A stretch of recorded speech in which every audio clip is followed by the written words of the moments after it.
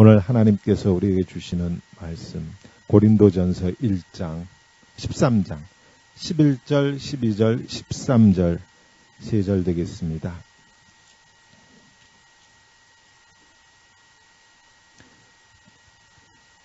믿음의 눈으로 봅니다 라고 하는 제목으로 하나님 말씀을 전하는데, 고린도전서 13장 11절 12절 13절 제가 읽겠습니다. 내가 어렸을 때에는 말하는 것이 어린아이와 같고 깨닫는 것이 어린아이와 같고 생각하는 것이 어린아이와 같다가 장성한 사람이 되어서는 어린아이의 일을 버렸노라. 우리가 지금은 거울로 보는 것 같이 희미하나 그때에는 얼굴과 얼굴을 대하여 볼 것이요 지금은 내가 부분적으로 아나 그때에는 주께서 나를 아신 것 같이 내가 온전히 알리라. 그런즉 믿음, 소망, 사랑 이 세 가지는 항상 있을 것인데 그 중에 제일은 사랑이라. 아멘. 자, 계속해서 고린도전서 13장 말씀으로 하나님의 말씀을 전합니다. 하나님으로부터 엄청난 은사와 은혜를 받은 고린도 교회였지만 성도들은 어린아이와 같았습니다.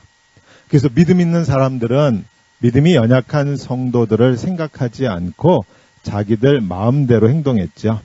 믿음 있는 성도들이 이방신에게 드려진 고기를 먹어도 괜찮다고 우리는 먹는 것이 우리의 몸과 우리의 마음을 더럽히지 못한다 그렇게 확신하고 그래서 마음대로 고기를 사 먹었지만 그러한 행동으로 인해서 믿음이 연약한 성도들이 시험에 들게 되어서 교회가 믿음이 좋은 애, 믿음이 나쁜 애 하면서 서로 다투고 싸우는 그런 교회가 고린도 교회였습니다.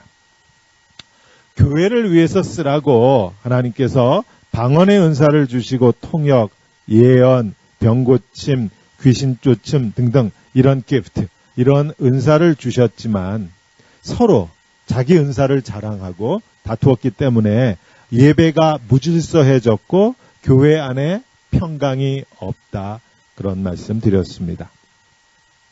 그래서 지난주일 말씀에서 보았듯이 사도 바울이 고린도 교회 성도들에게 사랑을 가르칩니다. 하나님께서 우리에게 주시는 은사 중에 최고의 은사는 무엇이다? 사랑이다 그랬죠. 방언을 받아도, 방언을 통역해도, 병을 고치고 귀신을 내쫓고 하는 엄청난 능력을 하나님으로부터 받아도 사랑이 없으면 고린도전서 13장 1절입니다. 우리 다 같이 한 목소리로 읽습니다. 내가 사람의 방언과 천사의 말을 할지라도 사랑이 없으면 소리나는 구리와 울리는 꽹과리가 되고, 우리말로 하면 뭐예요 이거? 말짱도루묵이라는 거죠. 말짱도루묵이에요. 아무리 엄청난 능력을 하나님이 우리에게 부어주셔도 그것을 사랑으로 하지 않으면 나는 신나고 나는 기쁠지 몰라도 하나님께는 아무런 영광이 되지 않는다. 그런 말씀입니다. 이렇게 해서 은사 중에, 하나님이 우리에게 주시는 은사 중에 최고의 은사는 사랑이다라고 사도 바울이 강조해서 말했지만 우리의 문제가 뭐예요? 알면서도 그 사랑을 할 수 없다라는 것이죠. 사랑이 좋은 줄을 모르는 게 문제가 아니고 알지만 사랑으로 살 수 없다라는 것이에요. 즉 우리 속에는 성경이 말하는 그런 사랑이 없다. 이런 말씀 지난주에 드렸습니다. 우리 속에 있는 사랑은 어떤 사랑이다? Give and take. 주고받는 사랑이다 그랬죠. 하나님께서 이 십자가에서 자기 아들 예수 그리스도를 통해서 보여주신 그런 무조건적인 사랑은 우리 속엔 없습니다. 그래서 우리는 사랑한다고 하지만 무조건적으로 주지 못하고 항상 받기를 원해요. 그래서 우리가 사랑한다라고 하는 그 말의 뜻은 나도 그만큼, 아니 그 이상으로 사랑받고 싶다라는 뜻이에요.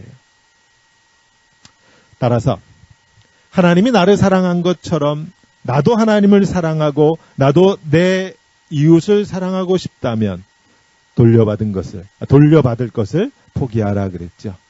받을 것을 생각하지 말라 그랬어요. 보세요. 내가 이만큼 해줬는데도 불구하고 혹시라도 저 사람이 나한테 배은망덕하게 보답하지 않는다면, 보답하지 않아도 내가 이만큼 친절을 베풀었는데도 불구하고 저 사람이 나를 우습게 보는 것처럼 그렇게 행동해도 슬퍼할 필요도 없고 억울해할 필요도 없고 화를 낼 필요도 없고. 왜 그래요? 내가 보답을 바라고 행동한 게 아니잖아요. 보상을 바라고 내가 사랑한 게 아니잖아요. 저 사람으로부터 사랑받고 인정받고 싶어서 내가 친절을 베푼 게 아니에요. 나는 그저 하나님의 말씀에 순종했을 뿐이에요.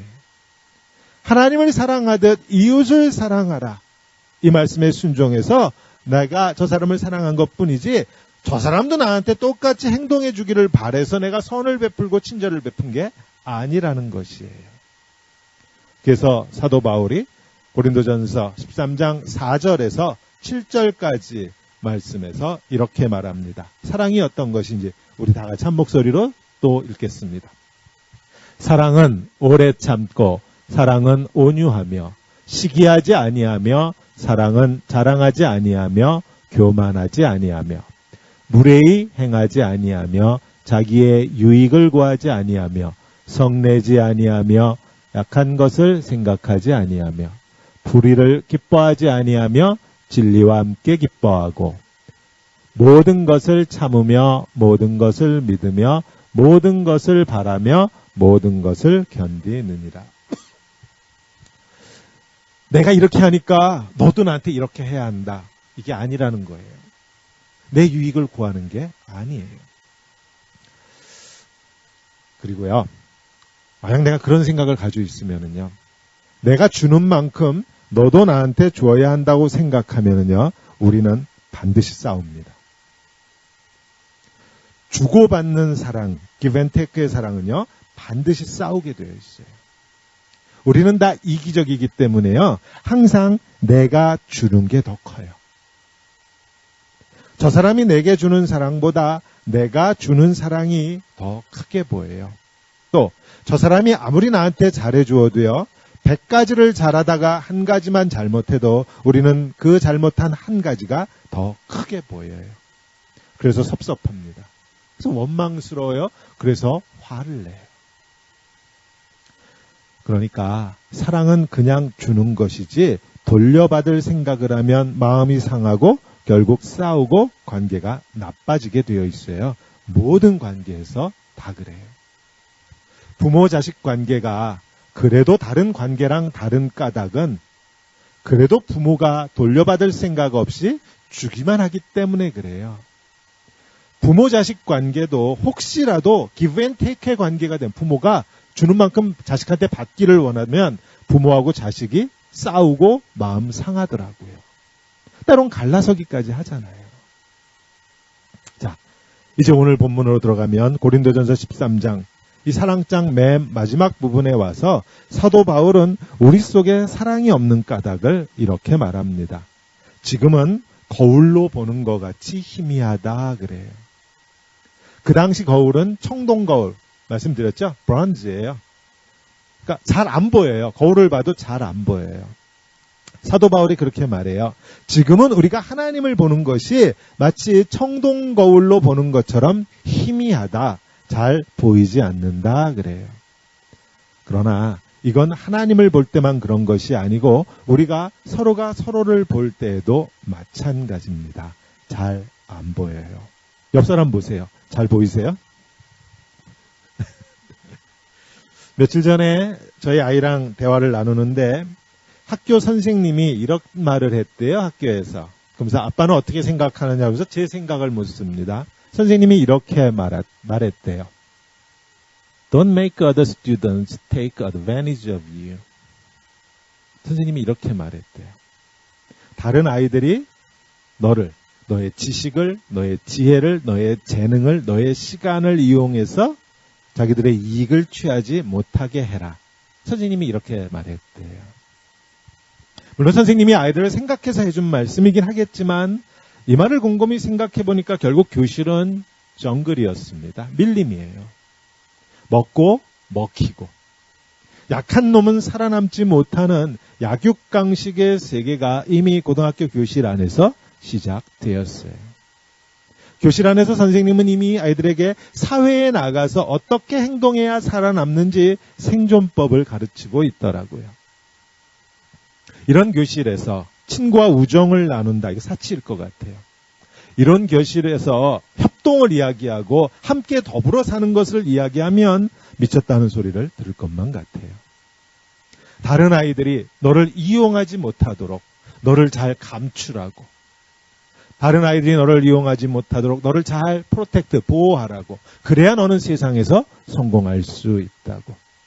너의 속마음을, 너의 속사람을 잘 감추고 겉모습은 화려하게 잘 보이라는 거죠. 이미 고등학교 교실은 세상의 축소판이었습니다. 예수 믿는 우리 아이들이 그런 곳에서 교육받고 생활하고 있어요. 이런 말씀을 드리니까 그럼 우리 아이는 학교 보내지 말아야지 이런 생각까지 시라고 이런 말씀을 드리는 게 아니에요.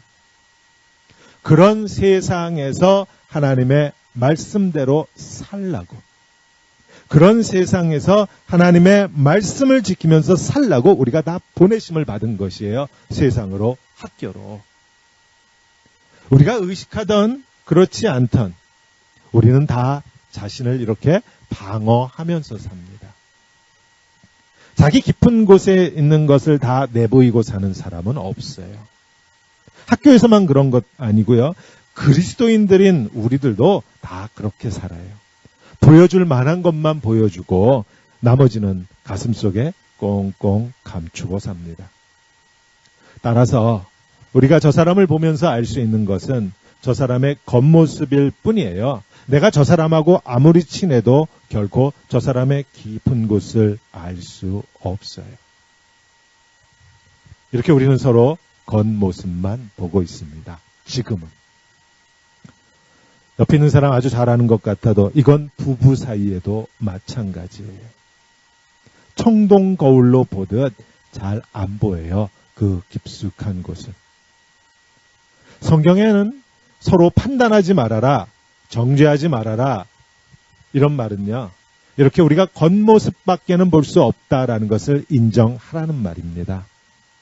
내가 보는 내 아내의 모습, 내가 보는 내 남편의 모습, 내가 보는 우리 집사님, 우리 장로님들의 모습, 내 시력이 2.0이라고 해도 겉모습에 불과한 것이에요. 속사람이 아니에요.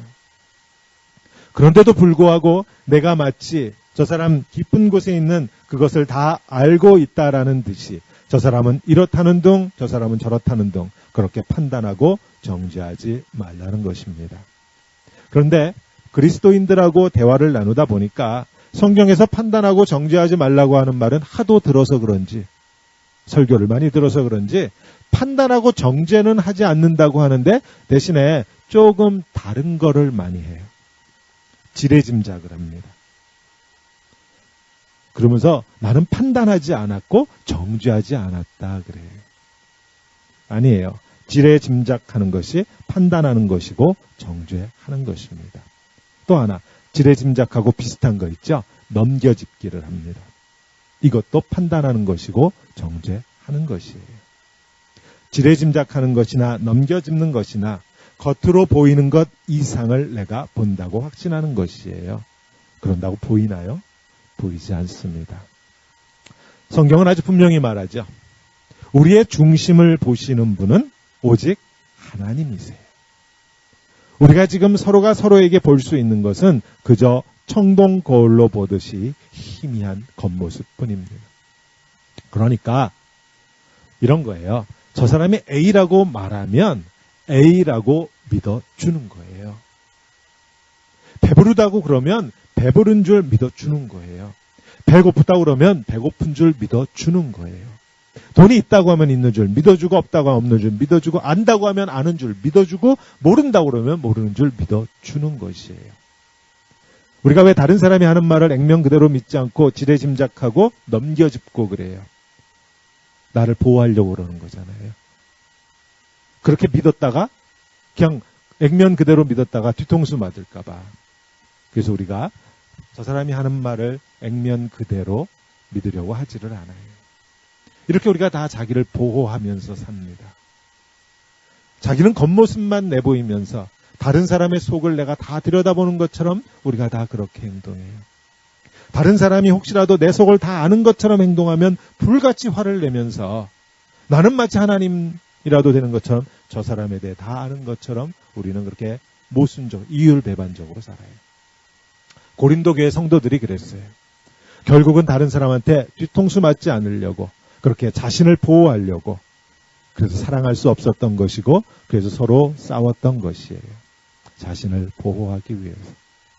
우리도 내 자신을 보호하기 위해서 내 삶의 이 중심, 내 삶의 진실은 꽁꽁 감추고 다른 사람은 내가 아는 것처럼, 다른 사람의 중심은 내가 다 아는 것처럼 우리가 그렇게 행동합니다. 아니에요. 우리가 옆 사람에게서 볼 수 있는 건 지극히 작은 면이고 그건 겉모습에 불과하지 그 사람의 중심은 결코 보지 못해요. 그리고 중요한 것은 우리가 겉모습을 보는 동안에는 우리는 서로 사랑할 수 없다라는 것입니다. 우리가 서로에게서 겉모습만을 보는 동안에는요, 우리는 진실로 사랑할 수 없다라는 것이에요. 우리가 서로에게서 속사람 중심은 보지 못하고 겉모습만 보면 결국 이렇게 자기를 보호하기 위해서 판단하고 싸울 수밖에 없어요. 생각해 보세요. 부부싸움도 좋고요. 누군가 다른 사람하고 갈등하다가 화해를 하고 관계가 좋아졌던 때를 생각해 보세요. 오직 한 경우예요. 내가 지금까지 보았던 건 겉모습만 본 것이라는 것을 인정하고 상대방 마음속에 있는 진실된 것, 내가 보지 못했던 것이라고 그것을 인정하고 그때만 우리는 비로소 관계가 회복될 수 있어요.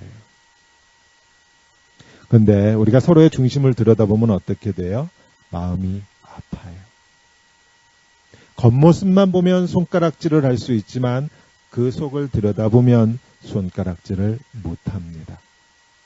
오히려 내 마음이 아파요. 닭이 울기 전에 3번 예수님을 부인할 수밖에 없었던 베드로는 이렇게 연약한 사람이었습니다. 그러나 그 연약함은 겉모습이었고요. 예수님은 중심을 보셨어요. 우리도 마찬가지예요. 우리도 예수님처럼, 우리도 베드로처럼 예수님을 부인할 정도로 우리가 다 연약한 자들이에요. 그래서 우리는 사람들한테 욕을 먹어요. 베드로가 욕 먹었던 것처럼. 그러나 내 눈에 저 사람이 믿음 없어 보인다고 해서 베드로처럼 주님의 눈에도 저 사람이 그렇게 보일 거라고 확신하지 마십시오. 그렇게 연약했던 베드로를 주님은 포기하지 않으셨어요. 왜? 그 중심을 보셨기 때문에. 그리고 끝내 일으키십니다. 우리가 서로가 서로에게 겉모습만 보고 판단하고 정죄하지 않을 수 있는 이유가 있다면 그건 오직 하나. 우리 속에 그리고 저 사람 속에 나는 비록 볼 수 없지만 주님께서 기뻐하시는 무언가가 있다라는 것이에요. 내가 보지 못하는 옆 사람 속에 하나님이 기뻐하시는 무언가가 있다라는 것이에요. 그래서 저 사람의 겉모습을 보고 지레짐작하지 않는 것이고 넘겨짚지 않는 것이에요. 내가 보는 것 넘어서 역사하시는 주님이 저 사람 속에 있기 때문입니다. 지금은 우리가 청동 거울로 보는 것처럼 희미하게 보지만 그날에는 우리가 예수 그리스도의 옷을 입고 천국에서 하나님과 함께하는 그날엔 얼굴과 얼굴을 마주 대하고 보듯 서로 중심에 있는 진실을 보게 될 것이라는 것이에요. 지금은 못 보는 그것을. 생각해 보세요. 그날에 우리가 이 땅에 살면서 얼마나 내 주변에 있는 사람들에 대해서 오해했는지 환하게 드러나지 않겠어요? 내가 지레짐작하고 내가 넘겨짚고 했던 것들이 다 겉모습에 불과했다는 것이 그날에는 환하게 다 드러날 것이에요. 옆 사람의 중심에 하나님께서 기뻐하셨던 그것이 환하게 보석처럼 빛을 내고 있는 것을 보면 그 사람을 향해서 손가락질했던 우리는 아마 그날 쥐구멍을 찾고 싶을 것입니다. 우리가 다 중심에 진실은 감추고 겉은 화려하게 만들어서 자기 자신을 보호하려고 해요. 그래서 우리가 서로 보는 것은 그저 겉모습에 불과합니다. 성경이 말하는 속사람은 다들 감추고 안 보여요. 안 보여요. 그리고 우리는 다른 사람의 겉모습을 보면서 내가 저 사람에 대해 잘 안다고 생각합니다. 지레짐작하고 넘겨짚고 해서 사실은 판단하고 정죄해서 그 사람에 대해 내가 다 안다고 생각하지요. 그러나 이렇게 겉모습을 보는 동안에는 우리는 서로 반목하고 싸울 수밖에 없어요. 서로 자기 건 감추고 남의 것은 이렇게 들춰내려고 하는데 어떻게 안 싸울 수가 있어요. 이렇게 해서 우리가 우리 자신을 보호하는 것이에요. 내 중심은 감추고 다른 사람은 다 내가 알고 있다는 듯이 이렇게 우리가 자기 자신을 보호합니다. 따라서 쉽게 얘기하면 부부가 싸우는 이유가 뭐예요? 자기 자신을 보호하는 것이에요. 우리가 다투고 싸우는 까닭은 나를 보호하려는 것이에요. 고린도 교회 성도들은요, 이렇게 자기가 보는 게 전부인 줄 알았어요. 그건 겉모습에 불과한 것인데 청동 거울로 보듯 희미하게 볼 수 있는 것이 전부인데 그게 전부인 줄 알고 서로 자기 자신을 보호하려고 싸웁니다. 더 깊은 곳을 들여다보지 못했어요. 예수님을 부인했던 베드로의 그 중심 깊은 곳을 들여다볼 수 없었기에 손가락질을 할 수 있었고 비난할 수 있었고 그러면서 자기 자신을 보호하려고 했던 것이에요. 고린도 교회 성도들은. 우리 역시도 옆 사람의 중심 깊은 곳을 들여다보지 못하면 욕하고 비난하고 싸울 수밖에 없습니다. 그리스도인들이 누구예요? 상대방 깊은 곳을 그래도 들여다보는 사람들인데 그곳에서 우리가 만나는 건 예수 그리스도예요. 내가 지레짐작하고 넘겨짚고 때로는 손가락질하면서 판단하고 정죄하는 저 사람을 위해서 눈물로 기도하고 계시는 주님을 우리는 저 사람 깊은 가슴 속에서 보게 됩니다. 그 예수 그리스도를 저 옆사람, 내 옆사람의 가슴 속에서 만나는 순간 그 주님이 베드로와 같은 나를 위해서도 내 속에서 기도하고 계신다라고 하는 것을 보는 사람들이 그리스도인들이에요.